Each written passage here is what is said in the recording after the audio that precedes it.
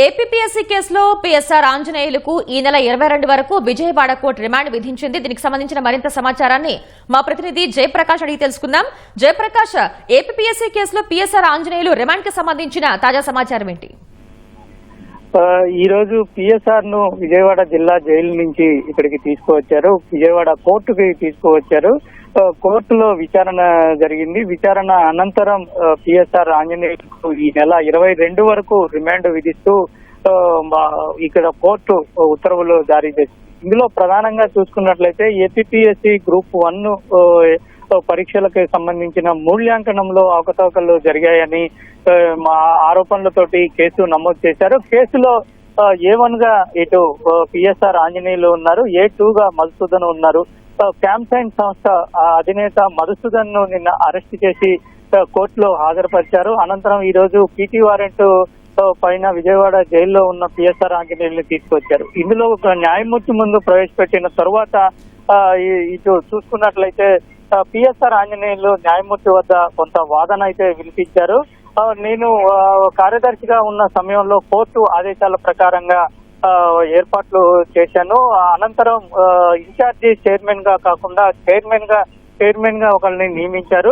Chairman వచ్చిన తర్వాత కేంద్ర కార్యాలయంలోనే నిబంధనల ప్రకారంగా అక్కడే పరీక్షలకు సంబంధించిన పత్రాలను మూల్యాంకనం ఇక్కడే పరీక్షలకు సంబంధించిన పత్రాలను మూల్యాంకనం చేశామని, మాన్యువల్ మూల్యాంకనం చేశామని, ప్రస్తుతం ఉత్తర్వులు వాటికి సంబంధించిన ఫలితాలు విడుదలించిన తర్వాత ఇప్పుడు ఉద్యోగాలు కూడా చేసుకుంటున్నారని తెలిపారు. అయితే ప్రధానంగా ఇటు ప్రభుత్వ తరపు న్యాయవాది వాదనలో భాగంగా అందులో ఎవరైతే ఇక్కడ ఉన్నారో అప్పుడు కార్యదర్శిగా ఏపీపీఎస్సీ కార్యదర్శిగా ఉన్నారో ఆ కార్యదర్శిగా ఉన్న సమయంలో ఈయన నిబంధనలకు విరుద్ధంగా ఇక్కడికి చేశారు.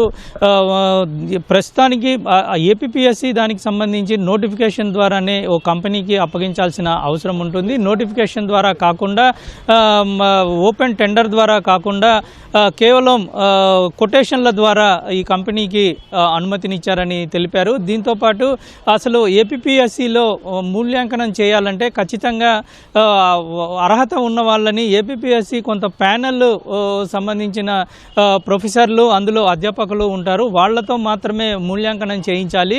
నిబంధనలకు విరుద్ధంగా మూల్యాంకనం చేయించారని తెలిపారు. ప్రధానంగా ఇందులో ఆ రోజు ఏపీపీఎస్సీ మూల్యాంకనానికి సంబంధించిన ప్రక్రియకు సంబంధించిన విషయాల్లో ఫుట్ ప్రింట్ అని, అంటే ఆ రోజు ఏమేమి చేశారు, ఎవరెవరికి ఎటువంటి ఆదేశాలు ఇచ్చారు, ఎట్లా ఇచ్చారు అని వివరాలు రాసుకున్నటువంటి ఫుట్ ప్రింట్ ఫైల్ ఒకటి కనపడట్లేదని, మాయమైందని కోర్టు ముందు అటు ప్రభుత్వ న్యాయవాది తెలిపారు. అయితే ఇందులో అప్పుడు క్యాంసైన్ కంపెనీకి ఇచ్చినటువంటి చెక్ 1.14 crores సంబంధించిన చెక్కుని కోర్టు ముందు కూడా న్యాయమూర్తికి చూపించారు.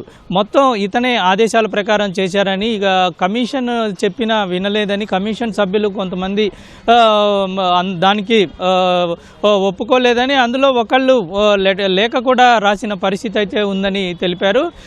A2 కన్ఫెషన్లో కూడా ఇటు పిఎస్ఆర్ చెప్పిన తర్వాతే ఇది చేశానని చెప్పడము. దీంట్లో భాగంగా అందులో రిమాండ్ రిపోర్టులో కూడా గతంలో కొన్నేళ్ల కిందట మధుసూదన్కి పిఎస్ఆర్కి పరిచయం ఏర్పడింది. ఈ పరిచయంలో భాగంగానే ఇది ఈ కాంట్రాక్ట్ కేటాయించినట్లు చెప్తూ ఉన్నారు. మొత్తం మీద ఈ కేసులో ఈరోజు రిమాండ్ విధించింది కోర్టు. ఈ నెల 22 వరకు రిమాండ్లో ఉంటారు. మరికొద్ది సేపట్లోనే ఇక్కడి నుంచి ఈ కోర్టు నుంచి విజయవాడ జిల్లా జైలుకు పిఎస్ఆర్ని తరలించనున్నారు. మిగిలిన ఇందులో నిందితులు అంటే వీళ్ళ ఆదేశాల ప్రకారంగా చేసినటువంటి సిబ్బందిని కూడా మరికొంత సిబ్బందిని ఇప్పటికే విచారించారు. మరోసారి విచారించి దానికి సంబంధించిన ఆధారాలు సేకరిస్తూ ఉన్నారు. దీనికి సంబంధించిన ఫైల్ మాయమవటం మొదటి నుంచి పోలీసులు దీనికోసం తీవ్రంగా ప్రయత్నిస్తూనే ఉన్నారు. ఆ ఫైల్ కనుక దొరికితే ఖచ్చితంగా అందులో ఇంకా కీలక విషయాలు బయటపడే అవకాశం అయితే ఉంటుంది. కెమెరామెన్ శేషుతో జయప్రకాష్, ఈటీవీ న్యూస్, విజయవాడ.